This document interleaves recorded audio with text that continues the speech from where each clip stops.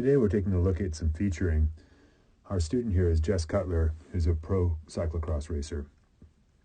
She's being coached by Linnea Rook, who provided this video to me. So what we're seeing here as Jess tries to use the feature board is that she's not striking with the back wheel.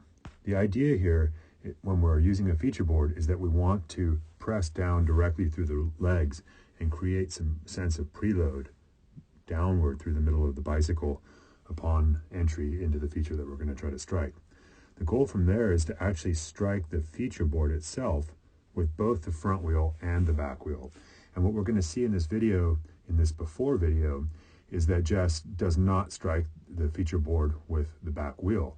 And this keeps her from making a nice arc in the air, keeps her from getting distance, and keeps her from landing with both wheels in the same place. So we'll take a look here. So we see that the back wheel just misses the feature board, so she gets a pretty flat arc and doesn't go very far. The purpose of using this feature board to improve your riding has a number of benefits. Learning to feature can help us on trail so that we can use rocks and roots and things like that to get down trail. We can also use this technique here to learn how to J-hop properly because the movement is exactly the same. So if you start using a feature board and you want to learn how to J-hop, you simply use the feature board to where you're striking with front and rear wheel on the edge of the feature, getting a nice arc, and then move that process 3 or 4 feet back, and you'll actually be J-hopping correctly or bunny hopping correctly. We also use this to teach jumping to help really fine-tune the way riders are jumping.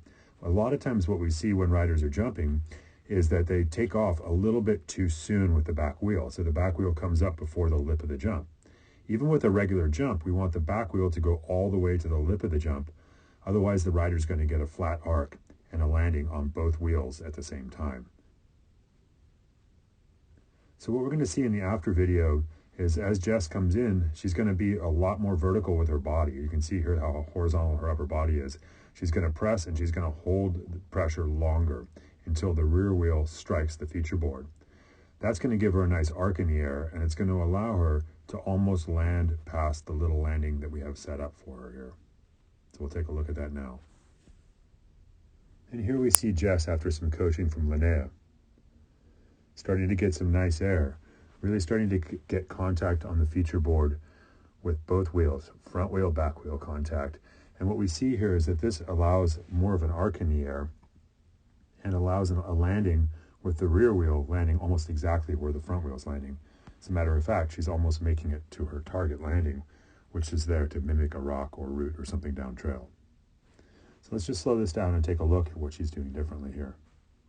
So as Jess comes in, she's got good speed, gets set up over her feet, stops her pedaling, and gets ready to preload. Her body's a lot more upright this time, but she does still crouch down a little bit. We can see that here. I would prefer to see her body staying a little bit more upright, maybe something of an angle like this. Okay, so maybe a little bit more upright there.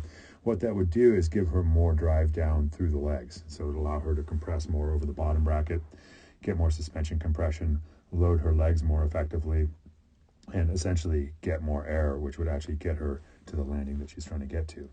But I'm pretty happy with the results here from her coaching. So here we see her really compressing down in, striking the feature board with the front wheel, and she's got really good posture here. I really like the posture. It's looking much improved there. And then she gets a nice back wheel strike, and that brings her bike into a nice high arc and gives her a landing where the front wheel and back wheel land almost in exactly the same place. So she's getting pretty close there. So we see here that the front wheel lands just slightly before the back wheel. Ideally, we want those to land in exactly the same place. So we're going to go take a look and see why they didn't land in the same place.